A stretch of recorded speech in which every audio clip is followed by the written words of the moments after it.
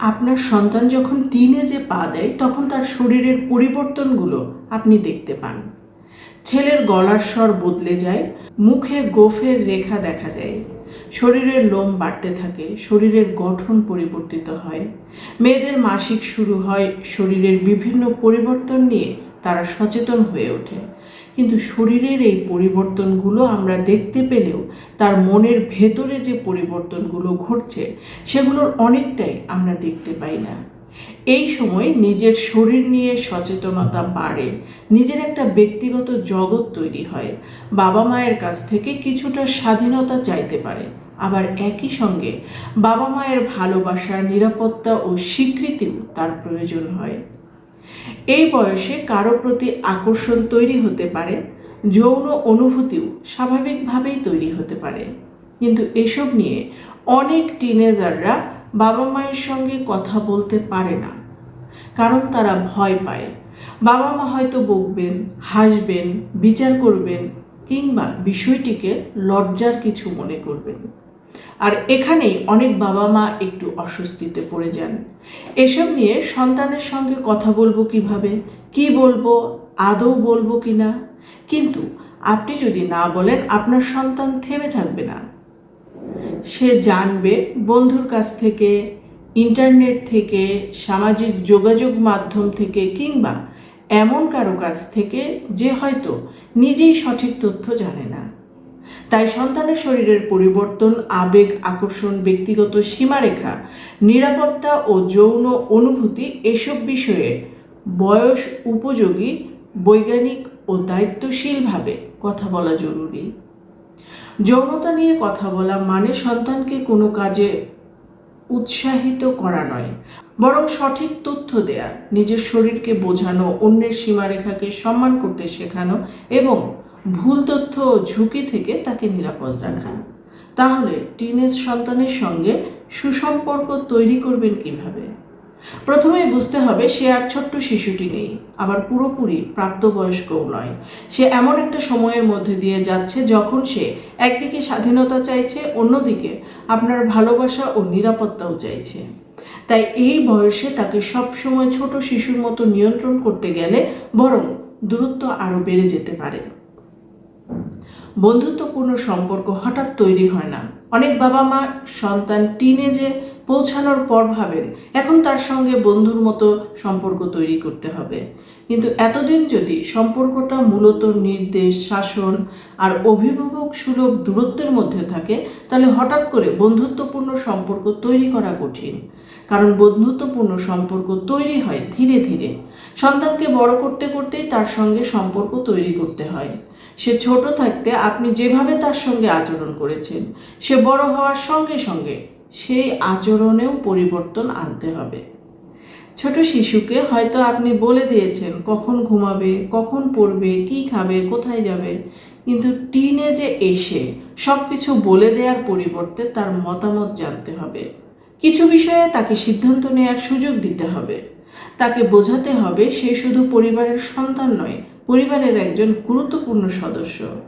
Teenage সন্তানের সঙ্গে সুসম্পর্ক তৈরি করার অর্থ শুধু তার পড়াশোনার খোঁজ খবর নেওয়া নয়, শুধু পরীক্ষার ফলাফল, ভালো মন্দ আচরণ কিংবা ভবিষ্যৎ ক্যারিয়ার নিয়ে কথা বলা নয়, বরং এই বয়সে সন্তানকে বোঝার জন্য তার শরীর, মন, আবেগ, সম্পর্ক, ব্যক্তিগত সীমারেখা এবং কৌতূহল সব কিছুকেই গুরুত্ব দিতে হবে। সন্তানের জগৎকে জানতে চেষ্টা করুন।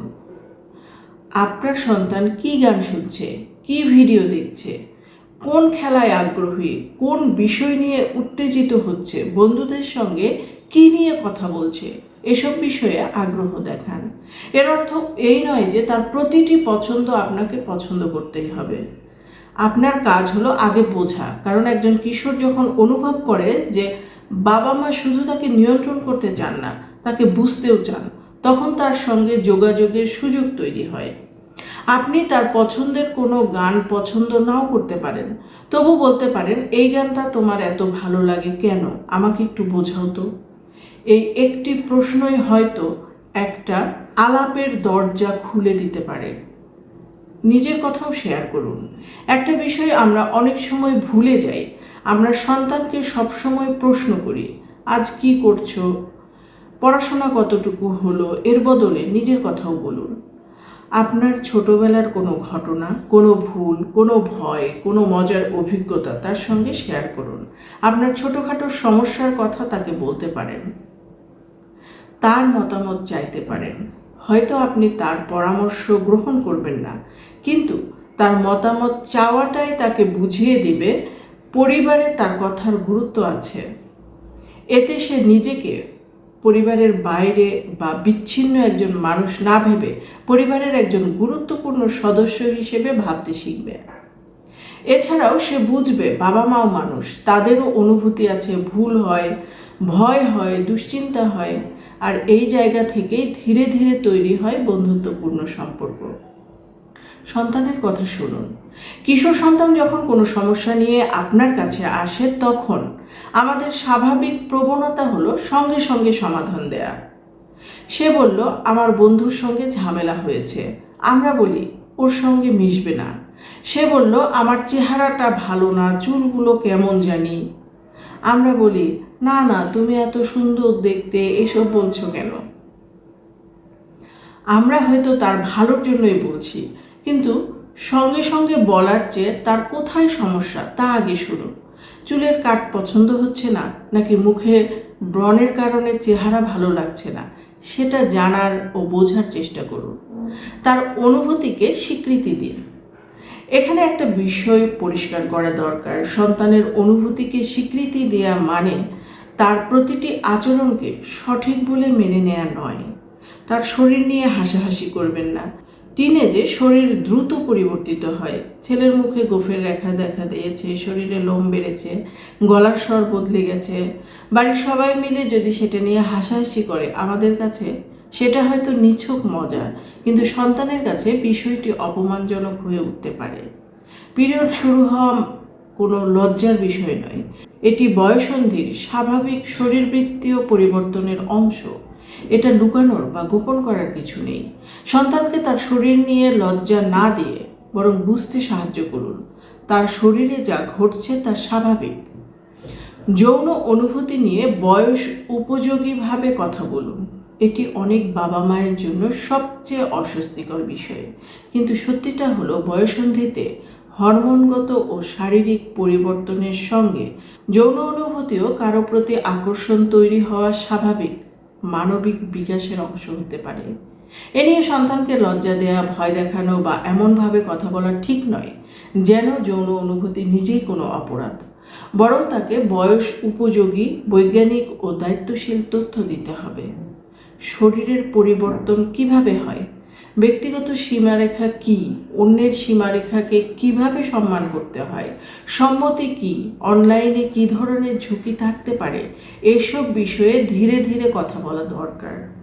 আর যৌন শিক্ষা মানে সন্তানকে যৌন সম্পর্কে উৎসাহিত করা নাই, বরং সঠিক তথ্য দেয়া, নিজের শরীরকে বোঝানো, নিরাপদ সিদ্ধান্ত নিতে শেখানো এবং ভুল তথ্য ও ঝুঁকি থেকে তাকে সুরক্ষিত করা। এ কারণেই বয়স উপযোগী যৌন ও প্রজনন স্বাস্থ্য শিক্ষা স্কুলের পাঠ্যক্রমেও থাকা গুরুত্বপূর্ণ। কারণ আপনি যদি কোনো বিষয় নিয়ে সন্তানের সঙ্গে কথা না বলেন, তার কৌতূহল কিন্তু থেমে থাকবে না, সে অন্য জায়গা থেকে উত্তর খুঁজবে। অনেক সময় সন্তান কোনো কথা বলতে চাইবে না, তখন তাকে জোর করে কথা বলানোর প্রয়োজন নেই।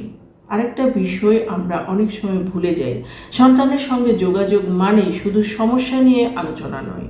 শুধু পড়াশোনা, ফলাফল, নিয়মকানুন আর শাসন এসব নিয়ে কথা বলতে থাকলে সম্পর্কটা ধীরে ধীরে চাপের হয়ে উঠতে পারে। তাই তার পছন্দের বিষয়, সিনেমা বা খেলা নিয়ে কথা বলুন। টিনেজ সন্তানকে নিয়ন্ত্রণ করার চেষ্টা না করে তাকে বোঝার চেষ্টা করুন। তার সব কথা হয়তো আপনি পছন্দ করবেন না, তার সব সিদ্ধান্তের সঙ্গে একমত হবেন না, কিন্তু তাকে এমন একটা জায়গা দিন যেখানে সে নিজের কথা বলতে ভয় পাবে না। কারণ টিনেজ সন্তানের সবচেয়ে বেশি প্রয়োজন একজন নিখুঁত বাবা মা নয়, প্রয়োজন এমন একজন বাবা মা যার কাছে সে নিরাপদ, আর সেই নিরাপত্তা থেকেই তৈরি হয় বিশ্বাস, আর বিশ্বাস থেকেই তৈরি হয় একটা দীর্ঘস্থায়ী সুন্দর সম্পর্ক।